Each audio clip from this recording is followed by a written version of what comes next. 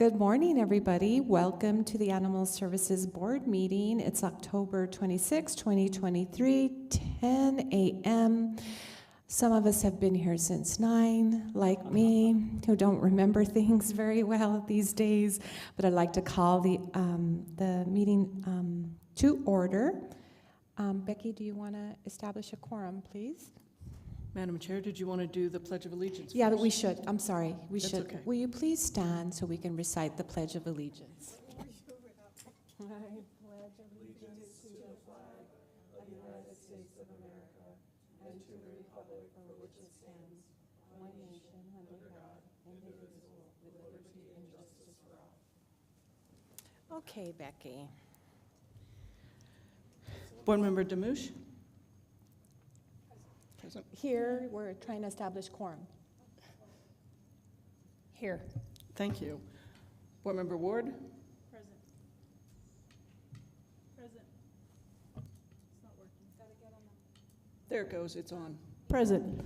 Thank you. Oh, yeah. Board Member Flores? I'm here on time. Surprise. Confetti time. Board Member Karan? Here. Board Member Shaylo Hernandez? Here. And Chair Gandara? Here. Yes, we have a quorum. Great, we have a quorum. Okay, I need a motion to accept the agenda. So moved. Second by Flores. Motion made by Board Member Sergio Hernandez, second by Board Member Flores. Becky? Board Member Ward? Yes. Board Member Flores? Yes. Board Member Karan? Yes. Board Member Shaylo Hernandez? Yes. Chair Gandara? Yes. Motion passes. Okay. Next up, we have the minutes for approval. The September 28, 2023 minutes. Hopefully people had an opportunity to read those. Can I get a motion to approve the minutes? So moved. Motion made by Board Seconded Member by Sergio Corrin. Hernandez, second by Board Member Corrin. Becky? Board Member Ward? Yes. Board Member Flores? Yes. Board Member Karan? Yes. Board Member Shaylo Hernandez? Yes. Chair Gandara? Yes. Motion passes. Thank you, Becky. Next up is our reports and presentations. There were a couple of us here at 9, and one was Michelle from SNAP, and she is unable to stay, so she sends her regrets, and we'll get her probably next month on so that she can report out for SNAP. So next up is our city-county ACOs, and did you flip or arm wrestle? Who is okay? Hi. You must have won the arm wrestling. No. Yeah. Okay. Supervisor says yes from city. Okay. Hello, board members. My name is Brian Halsey. I'm the caseworker for Doñana County Animal Control, here to present the September report.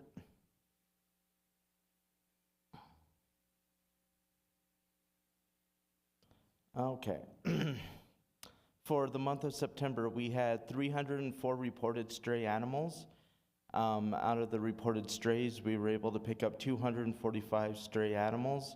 Out of those animals, 88 were cats and 157 dogs. We picked up 4 sick and injured animals. It was 2 cats and 2 dogs. We had 12 owner surrenders for the month of September, and they were all dogs. Here's our reported stray animal calls comparison for the last 4 years. And here's our 4-year field return to owner, and that's if they find the animals out in the field, they're able to return them to the owners without having to take them to the Animal Service Center or our court hold facility or wherever. For the month of September, we had 29. And these are additional animals picked up. We had 0 owner surrendered cats. We had 12 owner surrendered dogs. We had 4 sick and injureds. We had 6 welfare holds. For those of you that are new or don't remember, welfare holds are for if Border Patrol or sheriffs or Las Cruces PD or anybody arrests someone or detains anybody, and they have animals and they're in the county, we go and pick them up and do a welfare hold. We had no neglect or cruelty cases for that month. We had 5 shelter quarantines. We had 1 home quarantine. We had 4 court-hold quarantine cases. We have 2 animals currently being held at our facility. Shortly, those 2 will be taken out. One was resolved by court, and the other one's a quarantine. We had 0 rabies submissions. We had 36 diverted intakes for the month of September. We had 462 education.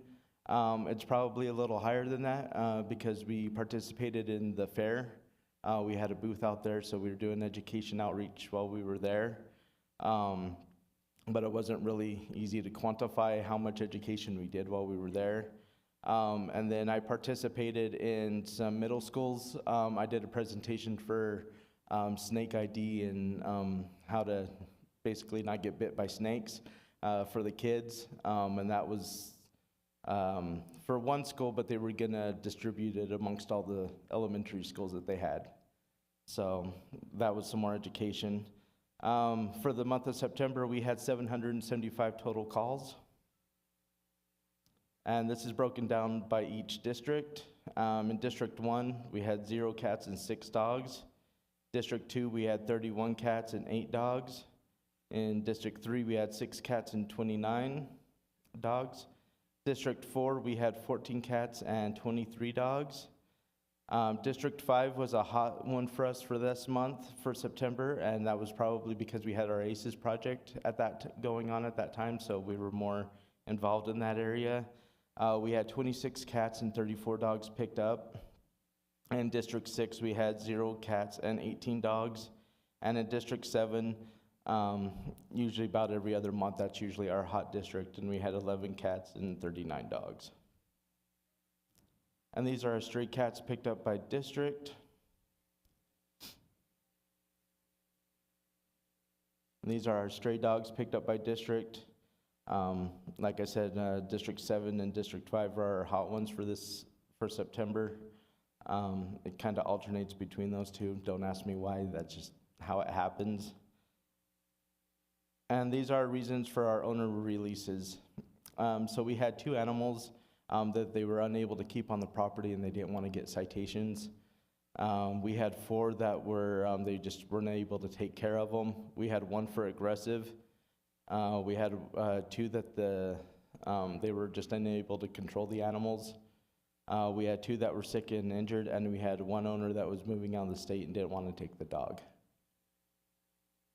And for that, I stand for any questions. Thank you, Brian. Any questions? Seeing none, we appreciate you so much and all your work. Please extend our gratitude to the officers and yourself. Yes, ma'am. Mm-hmm. Hello. Good morning, Madam Chair, members of the board. My name is Gino Jimenez. I'm the Animal Control Supervisor for the city. There we go. I am going to present to you our September numbers. So for the month of September, we responded to 538 stray calls. Of those, 229 were GOA.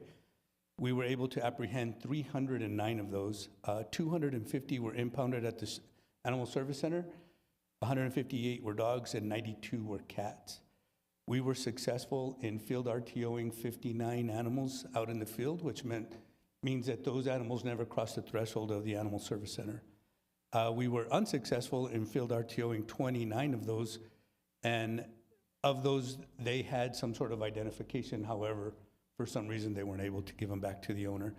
So we had a total of 88 identifiable animals.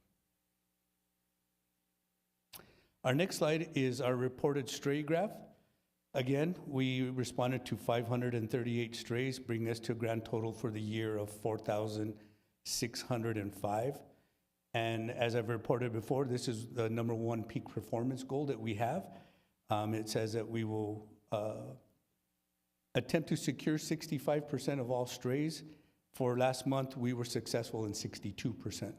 So a few months ago, I reported that we did reach that 65% goal. Slowly but surely, we're going back to our normal numbers. Next is our 3-year field RTO comparison. Again, we field RTO'd 59 animals. bringing us to a total of 417 for the year. This is our number 2 peak performance goal of 25% of strays being secured and returned back to the owner. Last month, we achieved 14.5. Here's a graph for our community cat program. We responded to 65 cats and traps. Of those, 13 were community cats, so they were released out in the field. So for a grand total of 591 cats and traps for the year, and we were able to release 109 of those back in the field. That's about an 18% of our calls. Of 18% of the cats and traps are being released back. Here's a reason for owner releasing animals: 5 puppies unable to care for, 5 dogs unable to care for, 5 dogs with parvo, 4 dogs with health issues, 4 dogs cannot keep in the yard, keep escaping, 3 dogs for dangerous dog admission, 3 cats, new location does not allow animals, 3 dogs for aggression, 2 dogs, the new place does not allow, 2 dogs with too many animals, and 1 dog killed another of their family pets. The reasons that we were unable to field RTO: 23, there was no contact by phone or at the residence. 3 owners were out of town. 2 chips were not registered, and 1 chip was not updated. The previous owner was in El Paso, and the new owner was unknown. And finally, here is our, excuse me, here is our last 2 measures for our peak performance. Number 3 is 10% reduction in stray animal bites. We were able to, not able to, but there was a 22.8% increase in stray animal bites from September of 22 to September of 23. Number 4 is a 10% reduction in owner-victim bites, which was actually a 10.8 increase in owner-victim bites. We had 77 so far for 2023, and we had 66 for 2022. So our monthly calls for service this month was 1,141, bringing us to a total of 10,640 for the year. Some highlights for last month: all the ACOs are now NACA 1 and NACA 2 certified. I was able to obtain some scholarships for them for the animal protection of New Mexico, and every one of my ACOs received those scholarships, but there was a timeline that they had to meet, and October 1st was that deadline. So all the ACOs were able to meet that, and now they're all certified. With that, because of that, we had 175 hours of training. That included their NACA training and some of the city-required training as well. Oh, NACA stands for the National Animal Control Association. Sorry about that. Gino, what kind of training does it entail would be helpful? Ooh, there are many, Madam Chair, there are many topics. I think, so each level has at least 12 topics, and we're looking at everything from blood sports, dogfighting and cockfighting, care and maintenance, shelter operations, impounding, animal identification, exotic animal investigations. Those are just the ones off the top of my head. Photographing crime scenes. Anyone that comes to mind? I think in both levels, there's something like 36 different topics. Wow. So it's pretty detailed. Yeah. Maybe a presentation next month regarding that? Sure. Would be helpful. Counselor Flores, is that you with your light on? Oh, no. Sorry. You have your light on. You want to say something? I did, if that's all right. I actually have a comment. I wanted to comment on the animal controls on the county side before Gino went up, so I apologize, Gino. In the Doña Ana County's animal control and the ACES project. As everybody knows, the ACES stands for Animal Control and Code Enforcement Environmental Survey, and those projects are going very strongly, and they have started up again as we used to do for years before that. Just to give you a report on, because those projects are inconsistent with cleanup days, where we go into those rural areas and we provide resources for those constituents in those areas, and the roll-offs and other resources that come into those areas, so those individuals can clean up their areas. Instead of that trash ending up in our desert, it ends up in our dumpsters, and it makes it so much easier for everyone.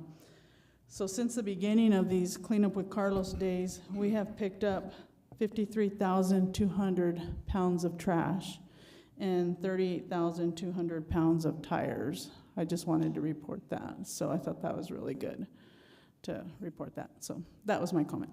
Thank you. Councilor Flores. Well, first, thank you, Madam Chair, and thank you for the report. Why are you picking up trash?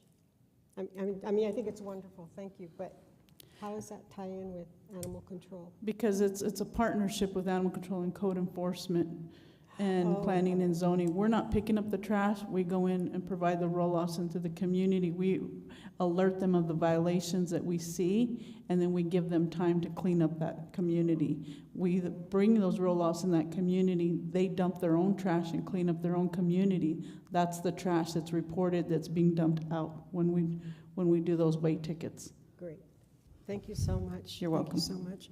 And all of that is being paid for out of the El Camino Real, the IDP partnership. So it's not coming directly out of general funds.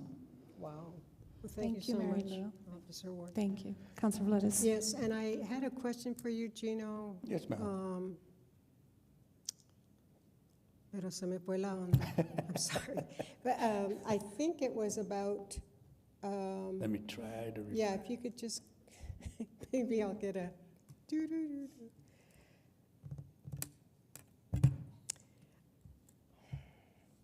No, it'll probably come, like at midnight, I'll think about it. Oh, I know. All the calls that you get thousands of calls, right? Yes, ma'am. Who services the phones? I mean, how is that managed? It just seems like, a ton of calls a day.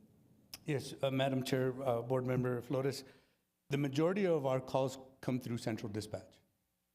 Secondary would be citizens calling our office directly. And then third would be self-initiated calls for the officers. They see a violation and they start their own card on that. And then finally, way down on the list would probably be me when I get an email or a phone call from a citizen that has some concerns. I'll explain to them our process, and then if they still wish to speak to an officer, I'll create a call myself for the officers to respond to. So there's numerous ways that they can register a complaint. And central dispatch, how is that, the personnel there? It just seems like so many calls, I mean, in a given month. Yes, ma'am. And So do we have the staff, the personnel to weather all those calls? Madam Chair, Board Member Flores, I understand that as usual, even MRVDA is short-staffed. Oh, sure. But they do have call takers and they have dispatchers, and at any given point, those can cross-train. But they're manned 24/7, and I'm sure that they could always use more help. I just don't know their numbers or their staffing. Oh, okay.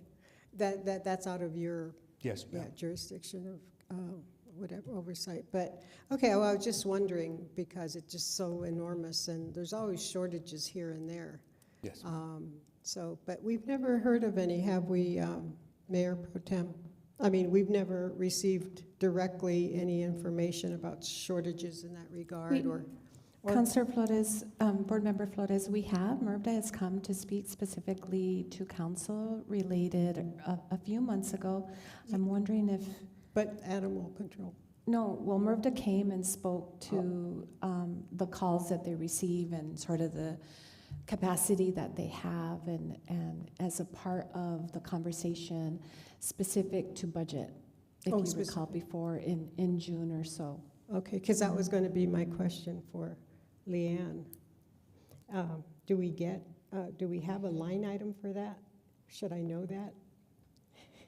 If I don't, I apologize. Madam Chair, Board Member Flores, just like the Animal Service Center, MRVDA is we're the fiscal agent for MRVDA, so we do deliver their financials for them.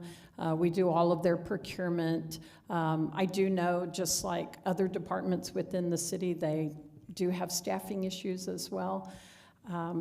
But as far as, I think the director or executive director, Hugo Costas, came and gave a presentation. I think actually, board chair, it was around probably before May when we adopted the budget, which probably, I think, want to say March or April. And we'll probably do it again this year as well at one of the work sessions for the budget, have him come in and give his. So our finance does attend their board meetings, but as far as the operations, I think Commissioner Shannon is the lead on that particular board, so. Okay, thank you so much, Ms. Demouche. I was just, I was just curious as to how the monies are funneled to sustain these programs. So thank you so much, and thank you, Madam Chair. Supervisor Jimenez, I wanted to ask, since we brought up the item around calls and the calls that are coming into MRVDA and then being sent to you all via some process. Do you keep track of animal cruelty? I mean, I know you do, but animal cruelty as it relates to domestic violence, because certainly there's an intersection and we're finding more and more, right? Related to being a deep intersection between those two. And what is your process? Like, what is it? How many of those calls where children are involved in that animal cruelty case? What is your process by which you are referring to other entities to investigate that, particularly abuse and neglect, right, of children? Yes, ma'am. Madam Chair, luckily, I had sent 4 officers to Albuquerque recently for that, the link between domestic violence and animal abuse. I think it was in September. I'm sorry I didn't put that up there on my slide now that you refreshed my memory. So with that, our cruelty calls are really, really minimal. I mean, I'm thinking for the month, we are responding to maybe 46, just off the top of my head. So once the officers respond to that call, of course, their priority at that time is addressing the animal issue. Should there be some sort of domestic violence or child abuse, child neglect, what have you, they will refer it to the appropriate agency, which could be LCPD, Adult Protective Services, or Child Protective Services, whichever. They turn that part over to those who have a better education and understanding of what they're looking for.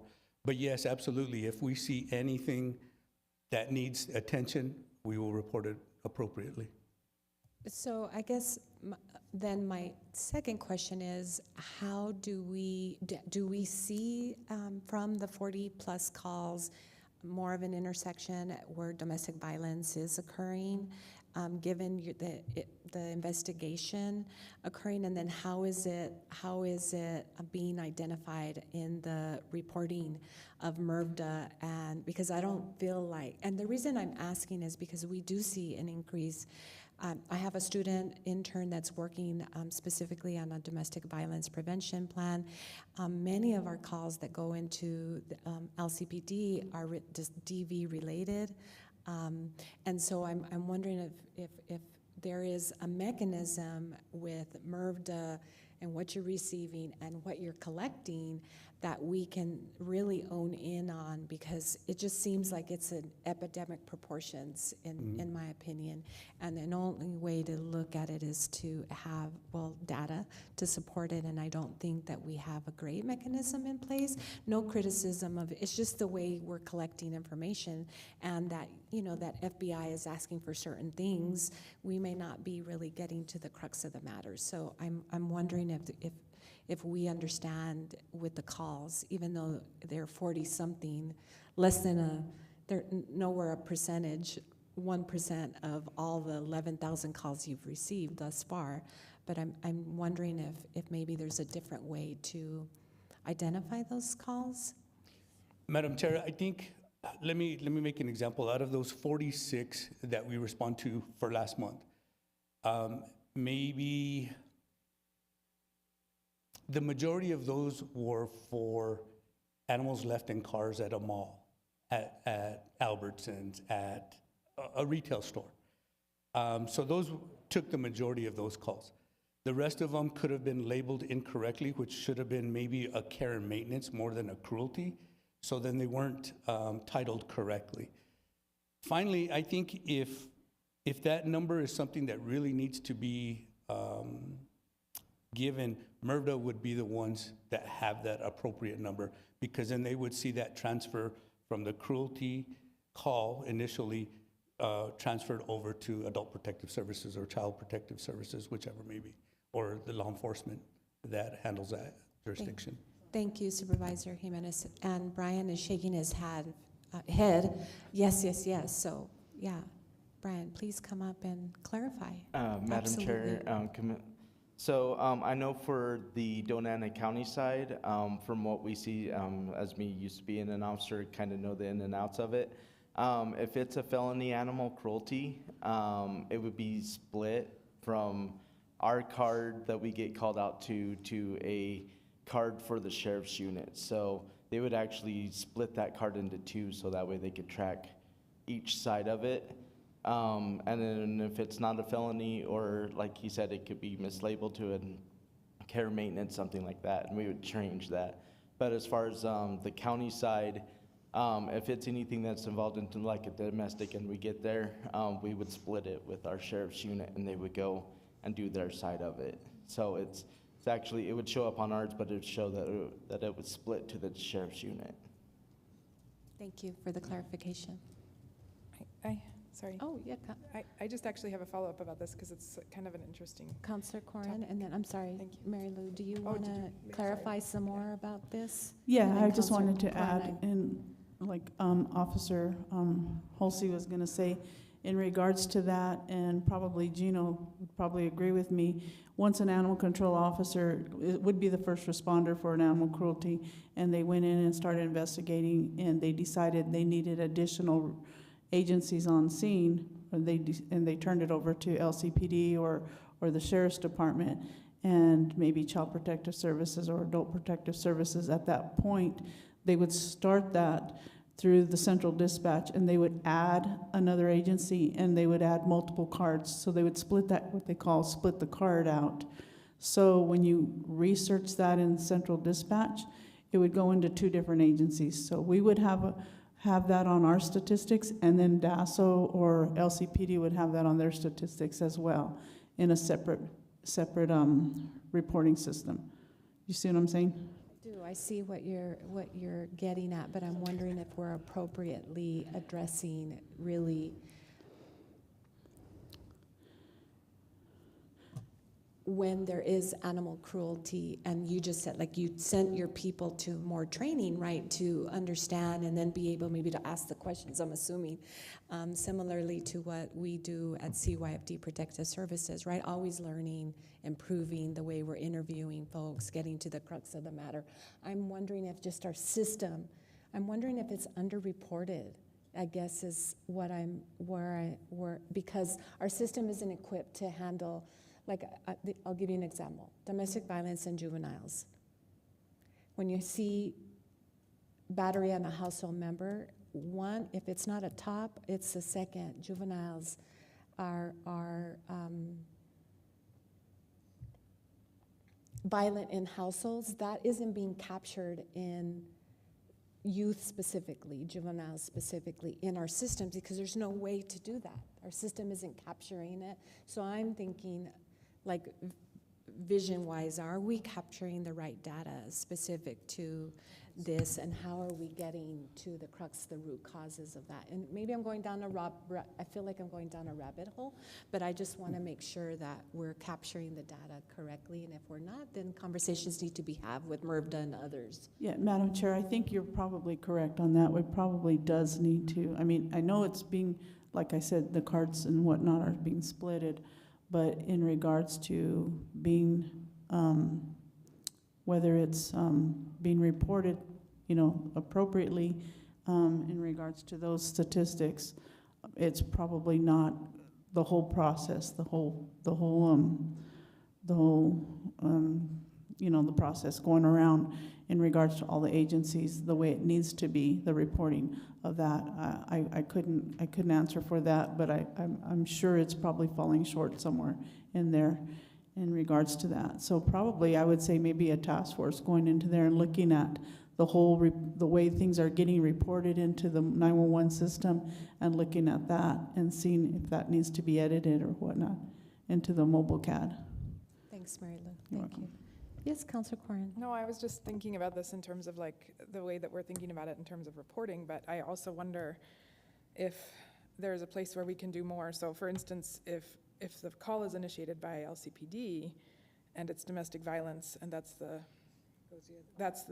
it go the other way? That is, does LCPD then call animal control consistently? Like, if there's a child in a home, typically I think they would call CYFD regardless of whether or not the child's conditions seem hazardous or not, I think. And I wonder if something similar could be sort of part of a different kind of response to domestic violence in particular, because it would be good to have an animal, like someone who can really understand what the picture for the animals are. And perhaps that's a place where, there might be more evidence, or there could be potential intervention. I know that in many cases, the issues that come from people staying in those situations relate to their animals, and perhaps an intervention point for education about what support there is. Like, if you want to leave, this is what could happen with your animals. And it makes me think about our mental health response. If we can have a similar thing that would be inclusive of animals for intimate partner violence, potentially, that would be really cool. So not really, I guess it would add more work to y'all's schedule, but it feels like it would be part of a comprehensive look at that. I agree. Yeah. I agree. Yeah, just been thinking a lot about it for a long time, and particularly that I have a student that's working very specifically on this. And I know working in the child welfare arena, that intersection, you see it. And when you talk about the data, I mean, the DV that's happening in this community today, it's enormous. And I don't think people know that. And I'm starting to become more familiar with it just because it's sort of in my face 2 or 3 times a week, given my students' work. It's really challenging. And so, when you think about the poverty that also we have in this community, and there's a lot of impact. So I like that comprehensive look, and maybe understanding the referral process and what is happening and how are we capturing that data. Yes, ma'am. So, Madam okay. Chair, just a follow-up to Board Member Karan's comment. While you were speaking, one thing that came to my mind is that if any law enforcement agency responds to a domestic violence issue and they see a child with bruising, or even a significant other with bruising, that's an easy report. That's easy to do. But you're not going to see bruising on a cat or a dog. So we need to be more trained, better trained to recognize that possible animal abuse as well. Well, all of us are mandated reporters. You don't have to see a Absolutely. bruise. When you see things like that, it's a suspicion of child abuse and neglect, and knowing what you know with the intersection between DV, right, and children and animal cruelty and those things, that, in my opinion, should be an automatic call to CPS reporting, right? These are the things we found in the home. This, very concerned about it. And even you don't have to have all the detail. If you suspect, you make the call. Right. Right? Absolutely.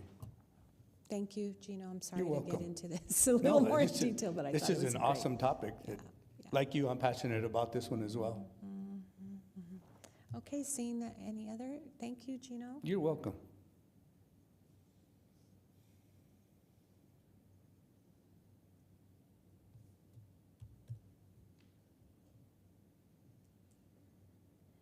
Okay, next up, we have Clint.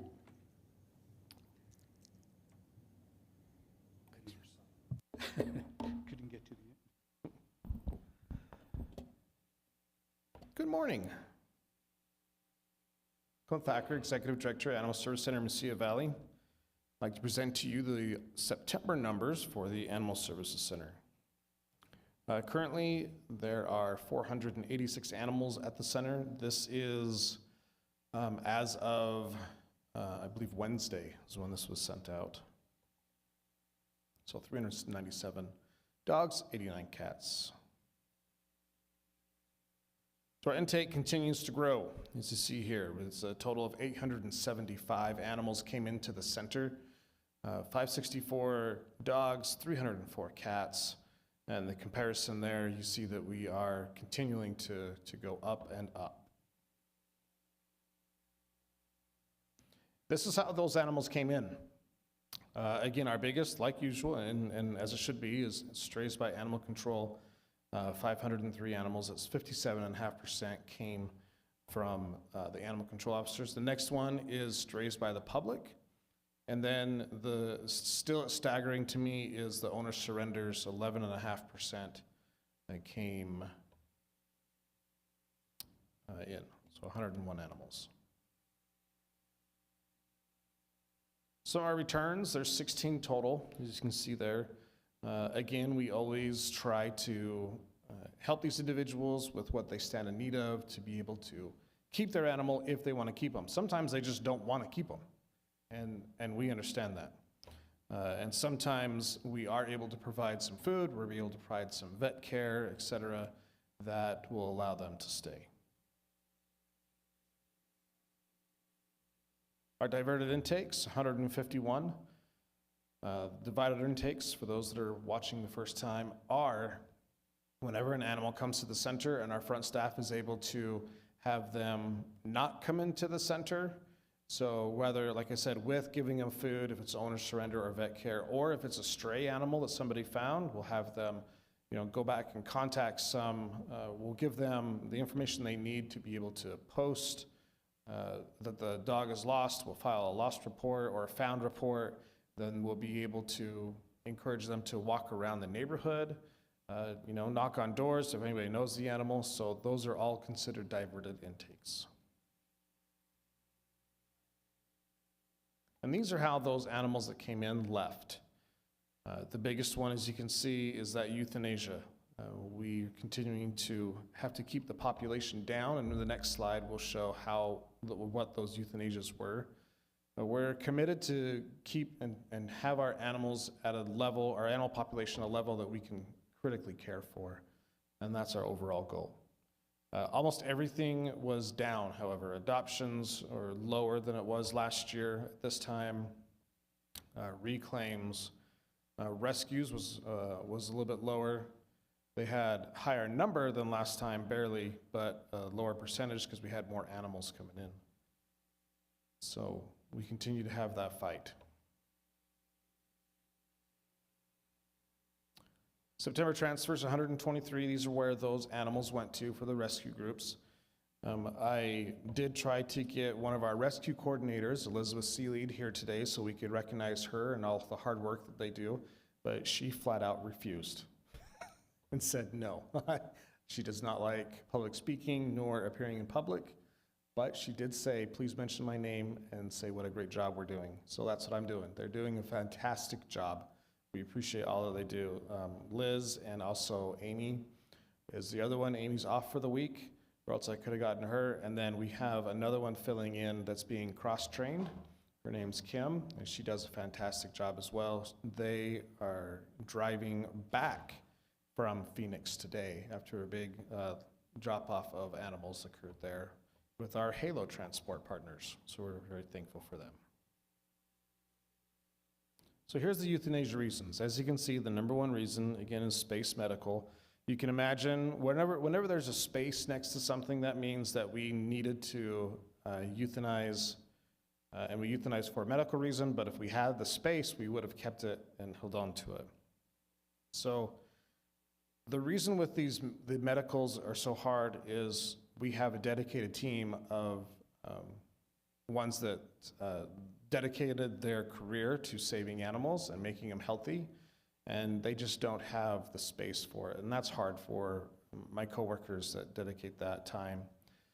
However, we're continually looking forward to the new center opening, because that will allow the existing center to be able to be a medical facility.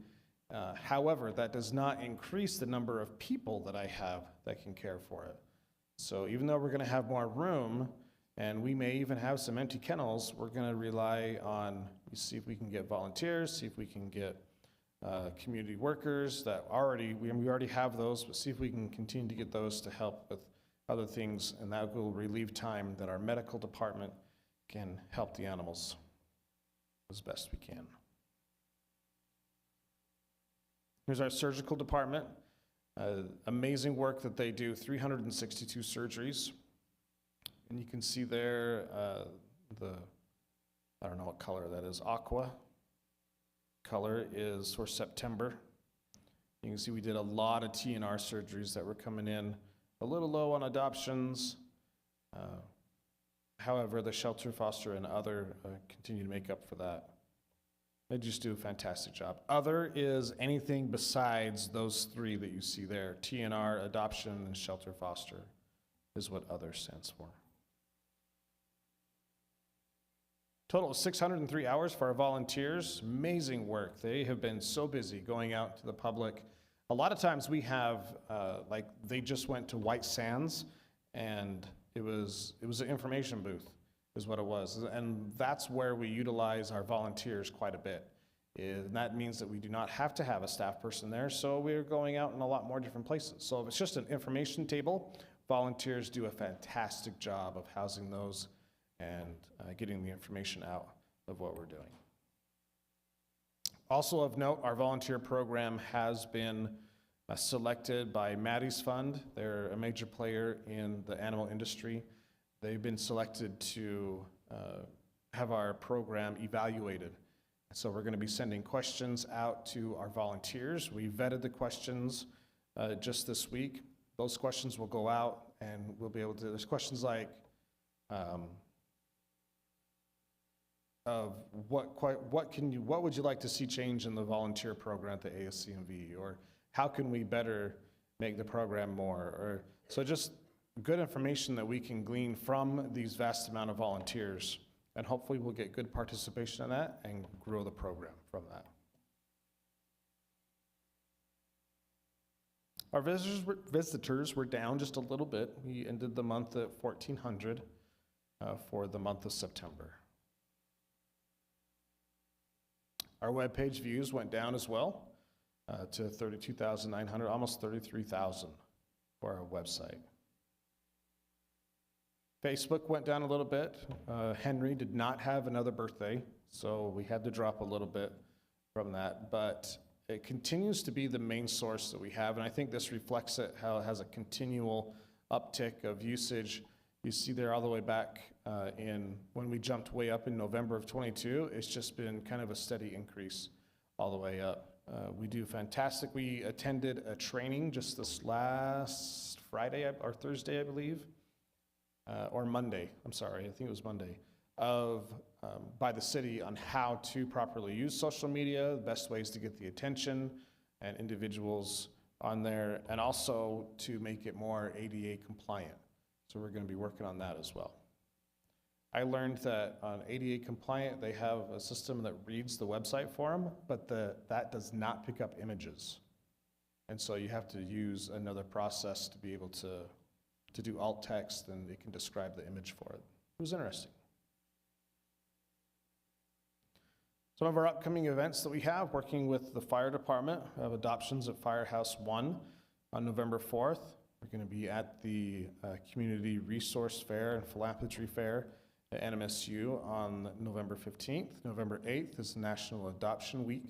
We'll be partying hard on that week, trying to get animals out as soon as we can. And then on November 18th, we're also going to be at the Icebox Brewery, which is a very popular one for my coworkers to go to. They all enjoy, you have to take, rock, paper, scissors to see who goes to that one. But we love these events coming up. Our volunteer department does a fantastic job. Yoli is amazing at what she does and getting us out in the public.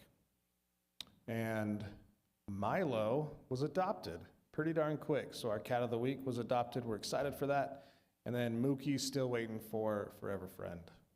And that's my presentation. I'll answer any questions. Thank you, Clint. Yes, Board Member Sergio Hernandez. Thank you, Madam Chair. Clint, I was wondering, can you go back to the slide about the owner's surrenders on the page?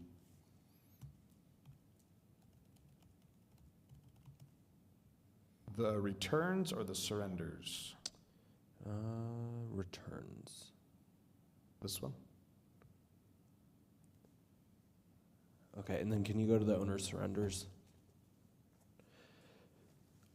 So with the owner's surrenders, does that include those that are coming in just to the shelter itself? That doesn't include what's coming in through Cruces or Doniana, correct? Yeah, that includes the subtype owner surrender. So if ACOs bring one in, then it does include that. All right, so that includes everything. Cool. All right, thank you. I just wanted to clarify that. Thank you, Board Member. Yes, Councilor Corn? Or Board Member Corn? Thank you, Clint. I just have a couple quick questions. One is, you alluded to the staff. I understand you guys are doing a staff sort of position study. So I'm hoping that in the upcoming budget year, we will see some clear sort of upstaffing implications for us to increase that. Do you feel like that will be part of what will come into our budget conversations? Well, we're currently doing a compensation study. Is that what you're referring to? No, I'm Okay. I'm wondering about sort of the position count, how many people you have, what you would need going forward, because I think since we're about to discuss budget and you identified a shortcoming, I'd like to know if you're going to have some numbers for us when we go to the budget process. To the best of my knowledge, we don't have a center-wide study like that going on right now. We're not in part of one. I do know that we have our budget analyst and operations director, which is Bernice. They're working with one another to see what jobs can be switched over and shared with those two. But as far as a center-wide program, no, we don't. We're not currently in one to see if we have as many as we need. But I can definitely look into one, and we can get one started. I can tell you that we did increase what we thought we needed to house into a new center. The challenge, and that was last budget year, we increased positions. The challenge has been is keeping these positions filled. One new position that we have that is in the interview stage here shortly is staffing specialist, and that's the one that we requested for this last budget year. That will be immensely helpful. I've already discussed with HR and how that's going to be helpful to move the process along a lot smoother. Right now, it's hard to get communication through HR just for the means that they are slammed. Every department needs hiring. Every department needs the process to move forward. And so everybody's calling and saying, please do this, please do this. And it only slows the process down when we submit something that may not be complete. Like there's a hiring packet, and if that's not all complete, everything filled out correctly, everything grinds to a halt. Get the request information. I mean, it can sometimes take 3 or 4 days to get the information back. But with the staffing specialist, we can have all that information put together and then sent. The staffing specialist will be able to do appointments for the tours, and it's just going to be a lot smoother operation, and hopefully fill those a lot more quickly. So the issue is not that you aren't budgeted for the staff to have both things functional, it's that you just don't have those staff. I would say, in my opinion, we need more staff because of the issue of staying full staff. Does that make sense? Okay, so I guess what I'm suggesting, or very strongly suggesting, is that you have a clear picture of this when you submit your budget and what those staff positions are. and what's needed to be able to increase that capacity. So that's, I guess, what I'm asking for you to follow up on. Yeah, please. and there is a mechanism that says, especially the New Mexico state law, but there's suggestions that state that each hour or each animal has a certain amount of time that they are touched by an individual or cared for. And so if we go by that, then we can get some solid information for you. Thank you. Yeah, that would be good, because I think it's important to us as we consider the budget, and that we have really clear picture of what positions you're requesting in the upcoming budget cycle. So, Thank you. the other question I just have, and I'm sure this will come through the facilities, is that is there a time for you guys to be opening or transitioning? There's nothing set. However, there is a request for completion date on our part. We've requested that things be solidified and completed the second week of November. So we can get in there. We have a community day of unity. I'm sorry, I forgot what the name of it was. But it's November 18th, and it's going to be there at the facility, kind of a soft opening kind of a thing where we have people come in, they can see the dogs and the adoptions.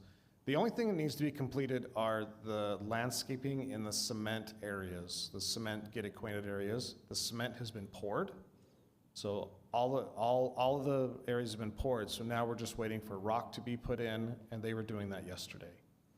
I do know that he said they need more rock to come in and fencing completed in our play yards for those to be completed, but we can get in without those being completed.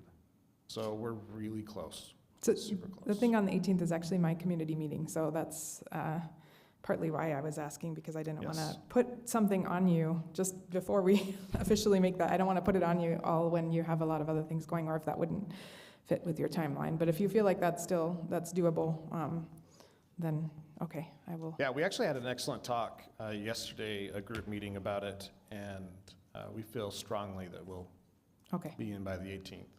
okay, If not, we have a B plan. okay. Awesome. Just checking, and that'll be exciting, I think. So, thank you. Yeah. That's all the questions I have. Thanks. Thank you, Board Member Corin. Board Member Flores. Thank you, Madam Chair, and thank you, Board Member Coran, for bringing up the budget issue. And Leanne, isn't this about the time every department should be looking at what they're really going to be needing for the next fiscal year? Board Chair, Board Member Flores, we have started, we're going to be doing a kickoff, doing training for the forms. All of those dates, I want to say, are in November, around the 1st of November. Yeah, I'm looking at Rocio because they did put out the calendar, and they're going to be meeting with each individual department. And I'm sure Clint is on our list to meet with each, to be one of those like departments as well.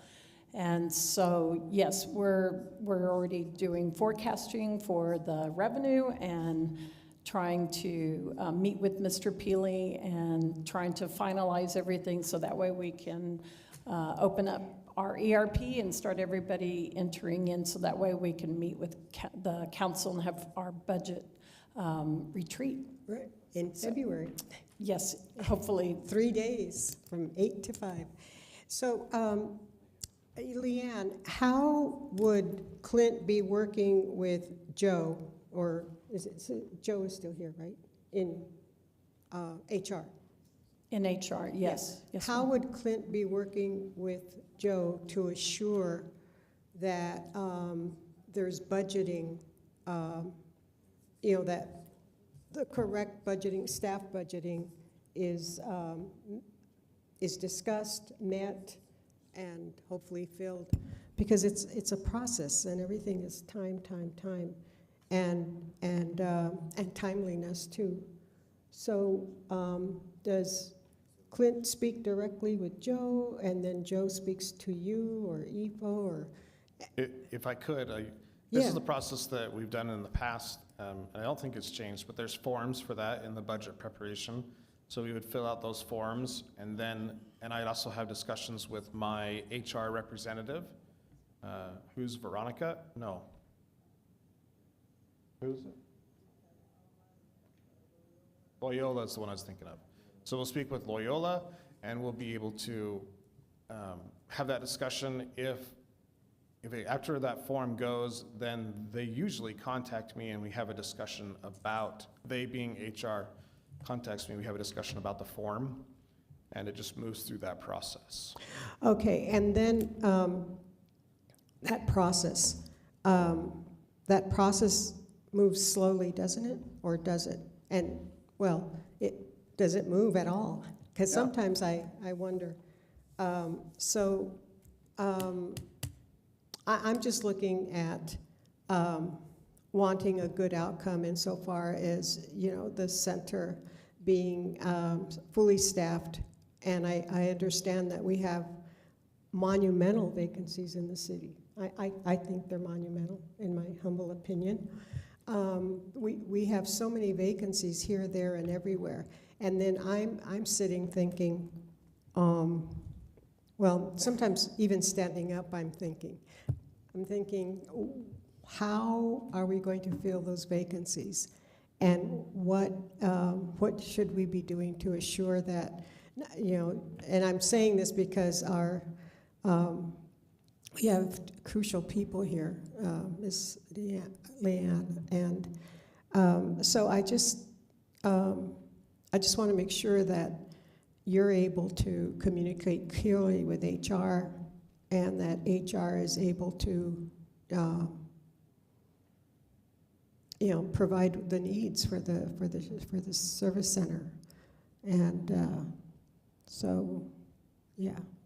Thank you, Clint. Thank you. And thank you, Mr. Moosh. Thank you, Madam Chair. Thank you, Board Member Flores. Clint? You have any other? No, ma'am. Okay. Thank you.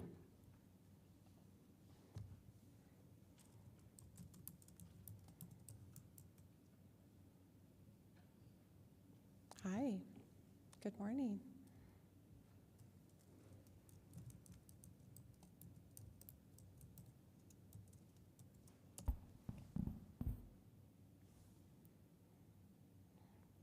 Finance, right? Yes, Community I'm with reports. Good morning. finance. My name is Veronica Ulloa. Good morning. Good morning. I'm an accountant one. On behalf of the finance department, I'll be going over the unaudited financial statements for the end of September. Okay. And I'm working on the breathing. All right. Starting with the statement of net position highlights, we have our cash. That is at $1,373,205. We had no receivables, bringing our total assets to $1,373,205. We then offset that with our liabilities, which is at $203,171. Following that, we have our revenues collected in advance, and those are at $217,686, bringing our unassigned fund balance to $952,348, and our total liabilities and fund balance is at $1,373,205.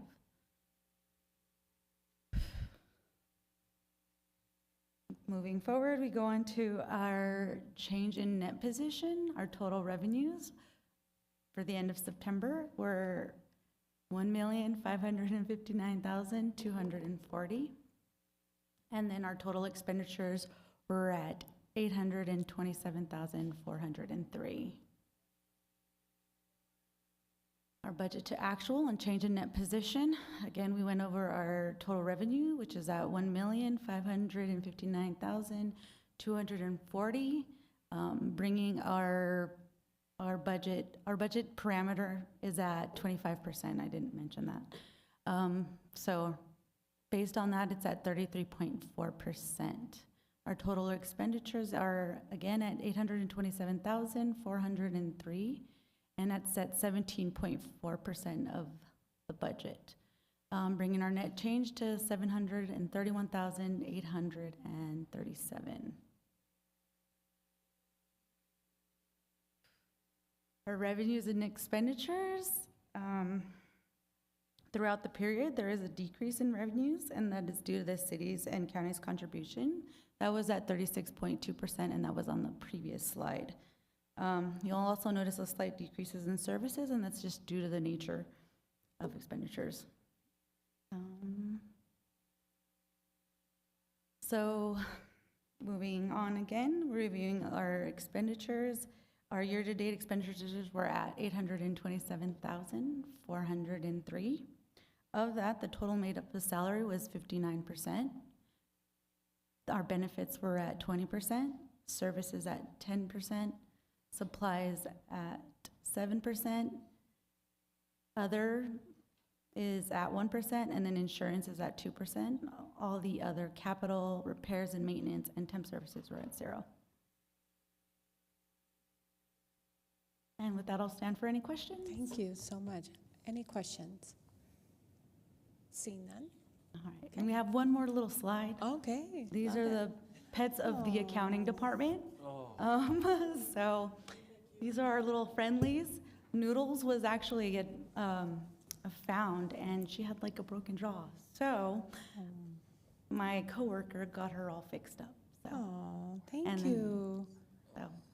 that's So it. are all these adopted from the center or like pets that have? Pets that have been found Yeah. or things of that nature. Mine is the little one, Bella, at White Sands, and I adopted her. So, Oh, but we from love it. Paso. So, Thank you to all the staff for doing it. It's Yeah. so cute. so thank Love it. you. Thank you. Okay.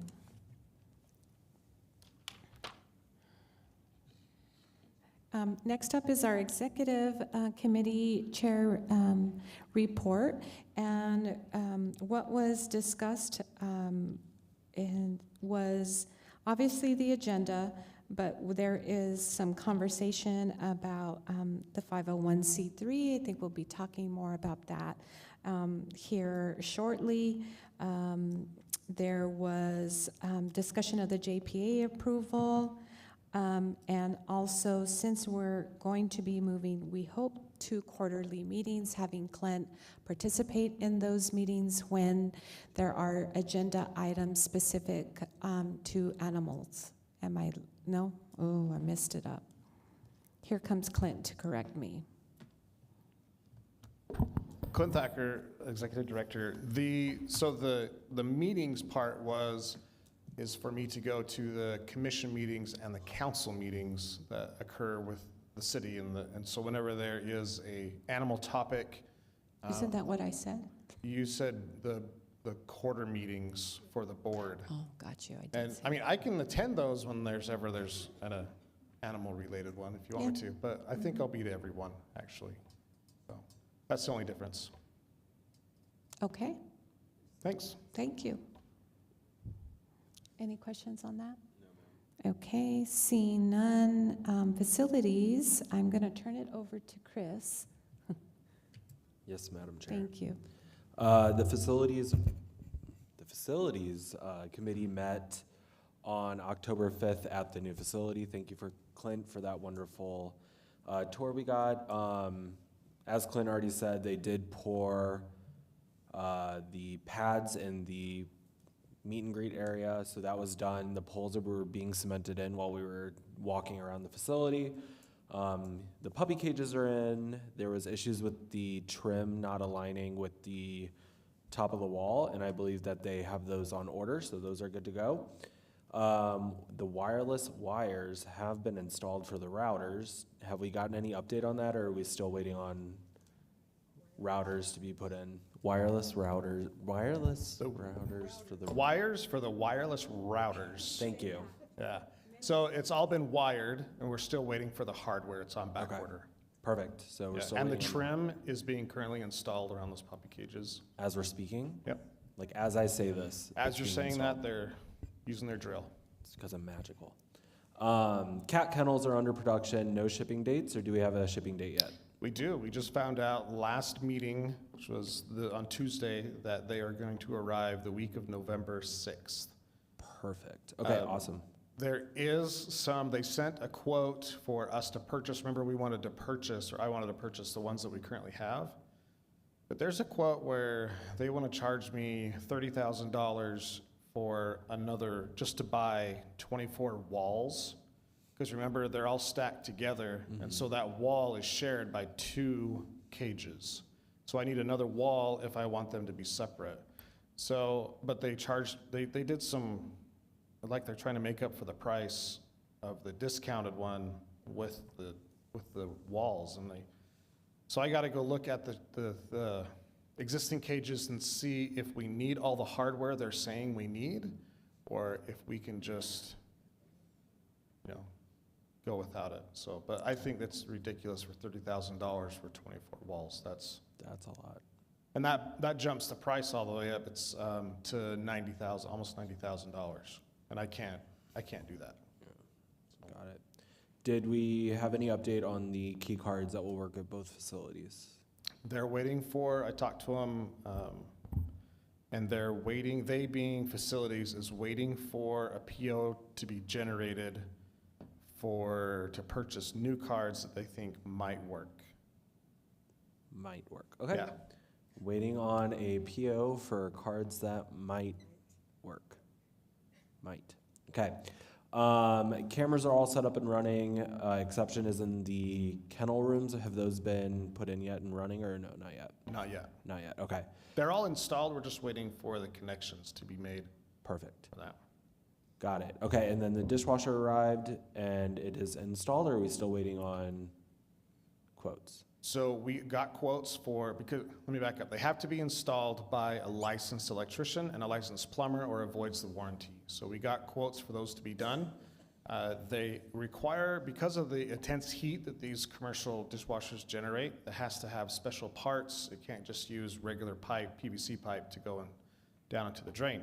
So they're waiting for parts. Once those come in, the plumbers will install their plumbing parts, and then the electrician, and then move the dishwasher in, and then the electrician will make their connections. And they're gonna do both of them at the same time, the one at Yeah. the new and the one at the old? Yes, Okay. sir. Cool, perfect. And that was all, Madam Chair. Thank you. Any questions? Okay, seeing none. We are now at the discussion items, and we have an overview of 501c3 status. Clint, you want to do some introductions and move us along on this agenda item? Thank you. Yes.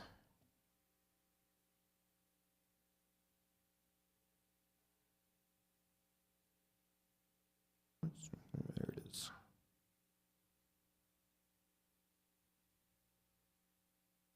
So joining with me today up at the dais is Benjamin. He is the attorney for the ASCMV.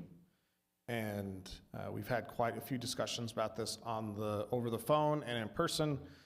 But first, I wanted to give you a little bit of some quick facts of how this occurred and why this occurred. So back in May, Kelly Barker reached out to me saying that the Humane Society of Southern New Mexico is going to be disbanded. And she asked me flat out if I would be interested in taking over that 501c3 designation instead of starting one from scratch.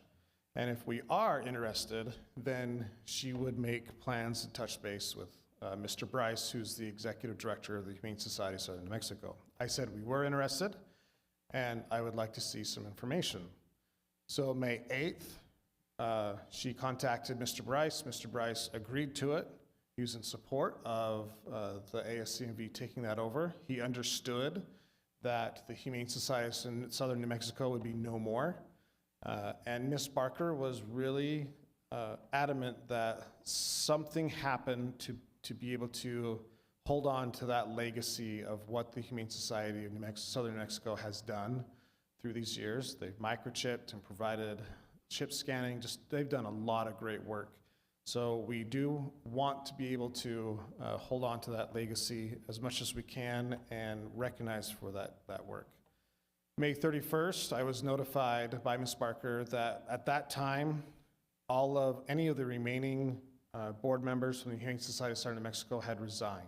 So that kind of threw a monkey in the wrench of, just like we do here, we would meet as a board and say, okay, we're going to dissolve and here's what we're going to do with everything. Well, they didn't have a board. They only had an executive director. So with communication with our attorney, in June, we were able to get a resolution started and drafting one out that says that Mr. Bryce has that. In the meantime, back in June of 2023, and June and July, our attorney got in touch with it would be the accountant for Humane Society of Southern New Mexico, because we wanted to be sure that everything was in good standing, and it was. They did a fantastic job on all the books that they held. There was money in their account, and all the filing to the IRS was current. So everything was in good standing. So that was excellent news. So on September 11th, the resolution was sent to Mr. Bryce, and he returned it and signed on September 28th. If you remember, that is about the time of our last board meeting when these discussions were happening, and I'm like, this is all new stuff. Brand new stuff that we're discussing. It's just happening, so we'll have more information for you, so that's why we're here today for that. I do want to go over, and this is something that I did really quick this morning, is I said, let's show the board the advantage of having a Friends of the ASCMV before we get into it.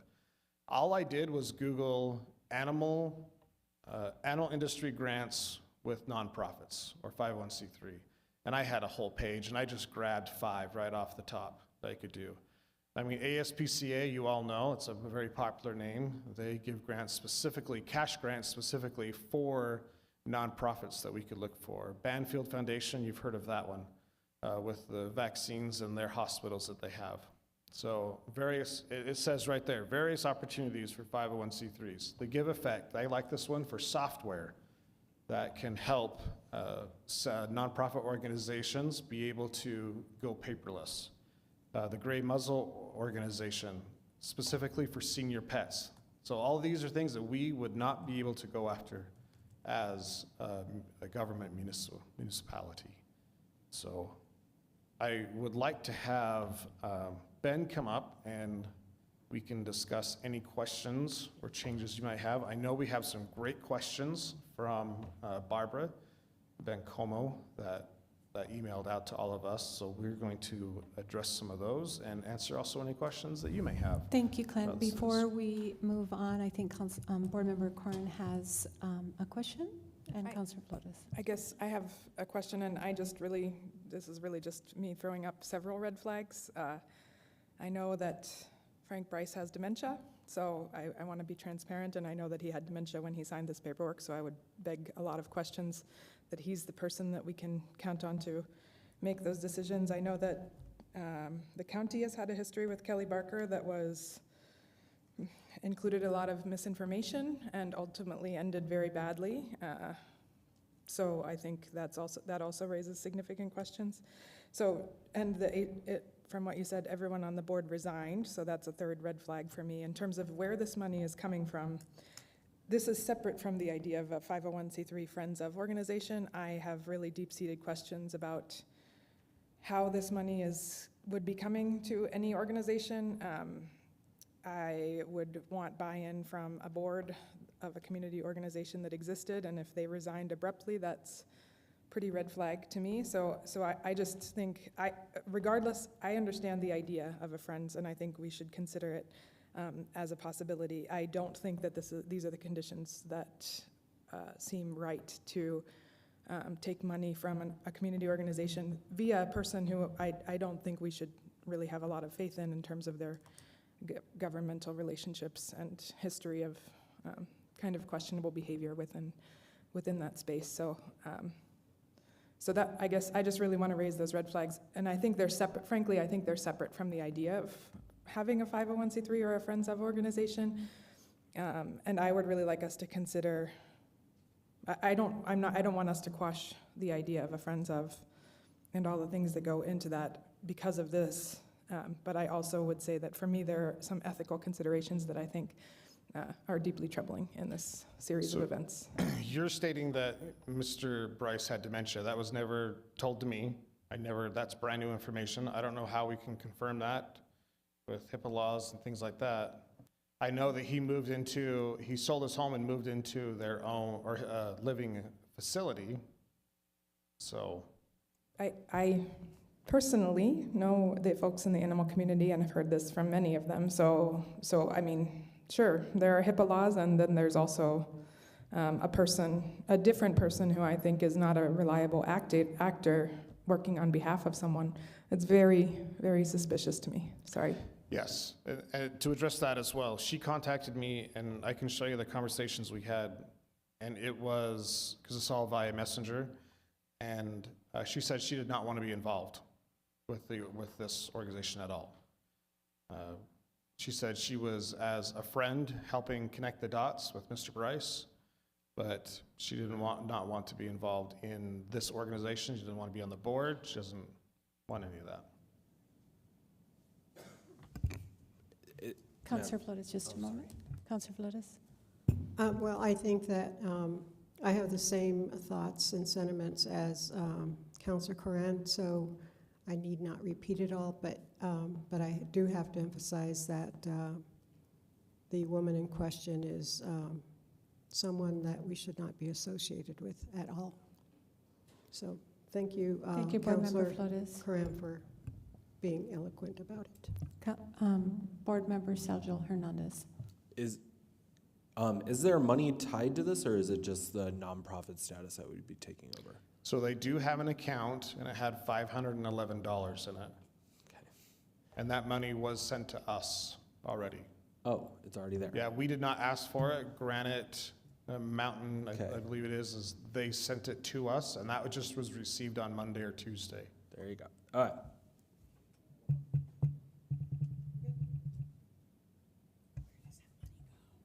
It went to the center. Yeah. Well, as it a was given donation. to us And in it's hopes. given as a gift. But it's given to the city? I don't know. No. So What, to there the was center? no But what communication fund? on what. Is there a One bank moment, account? please. One moment. Would you like to have the floor, Board Member Flores, or you have some questions? I'm happy to give you the floor. No, please accept my apology for interrupting Board Member Sergio Hernandez. Thank you. Board Member Sergio Hernandez.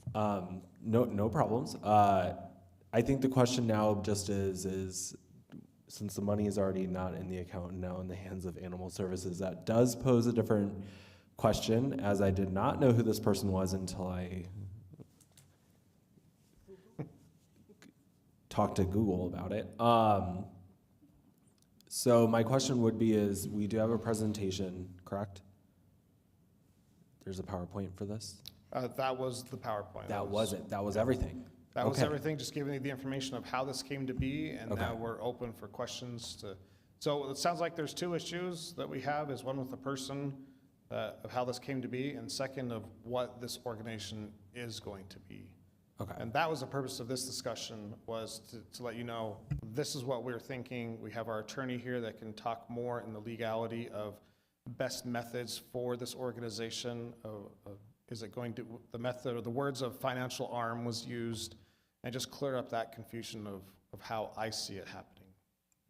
Okay. Madam Chair, what I would recommend is there definitely needs to be a discussion on what this mechanism, or what mechanism this is and how it's being used and utilized and so on and so forth. I think that's a great idea.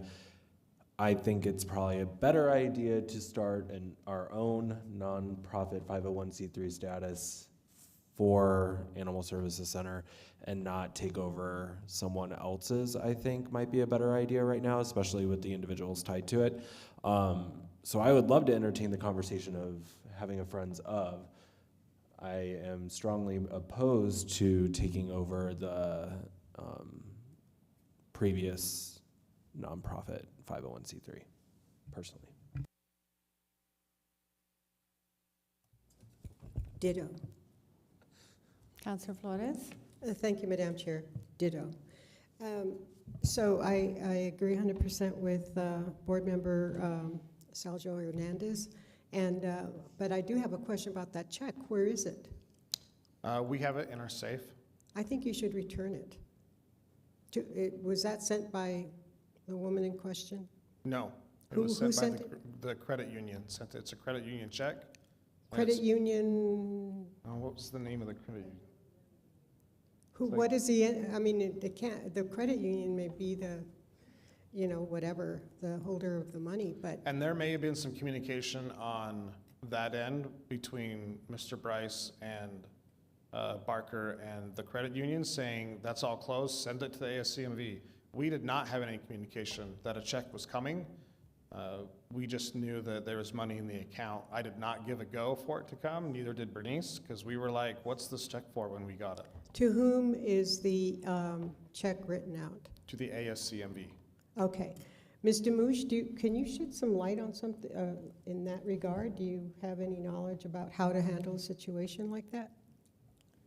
Board Chair, Madam Flores, if this is a donation, which Clint gets plenty of donations, last year he received $47,000 in donations. If this is what they want to do, is they want to bring it in as a donation with, I'm assuming, no strings tied to it, we can deposit that check in the bank. It would go into our bank, and then it would be on the books for Animal Service Center. Thank you. Yeah, and Thank you, Mr. that was the idea of it, but then it clicked the name of the credit union. So I can reach out to the credit union and find out what they want us to do with this check. Did they mean it for money to go into the new 501c3 that could possibly be done, and that's their starting money for it?